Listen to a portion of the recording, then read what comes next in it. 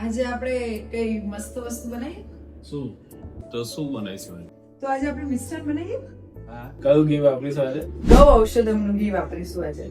Okay, તો આજે આપણે ગૌ ઔષધમથી મસ્ત મિષ્ટાન બનાવીએ. ઓકે, પાક્કું. યે.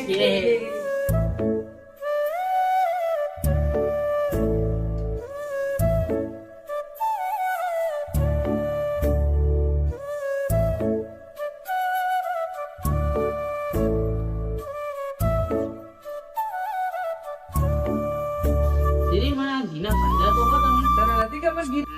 તને સાચે નથી ખબર ઘીના ફાયદા? અરે રે, આ ઘી બહુ જ સારું છે. હાર્ટ માટે બહુ સરસ છે, હેલ્ધી છે એકદમ. હાર્ટ માટે ઇમ્યુનિટી વધારે છે અને પાચન શક્તિ માટે ખૂબ જ વધારે છે. ઘી બહુ હેલ્ધી છે, બધાએ ખાવું જોઈએ આ ઘી. તો શું કહે છે, ખાવું જોઈએ ને રોજે જ? હા હા, રોજે આપણે 1 ચમચી ઘી તો ખાવું જ જોઈએ, બરાબર. અને આયુર્વેદ પ્રમાણે બી કહે છે કે ઘી ઘણું સારું છે જોઈન્ટ્સ માટે, અને પાચન ક્રિયા તો સરસ વધારે છે, એટલે ઘી તો ખાવું જ જોઈએ રોજ 1 ચમચી આપણે. પ્લસ આ ઘી એકદમ વૈદિક પદ્ધતિથી બનાવેલું છે. તો આપણે દરરોજ, આપણા પૂર્વજોએ કહી ગયા છે કે વૈદિક પદ્ધતિથી બનાવેલું ઘી ખાઓ તો શરીર માટે બહુ સારું છે. તો દરરોજ ખાવું જોઈએ. અને મને એવું લાગે છે કે ઔષધમનું ઔષધિયુક્ત ઘી સૌથી બેસ્ટ છે. બધા લોકો ખાઓ, એકદમ હેલ્ધી રહો.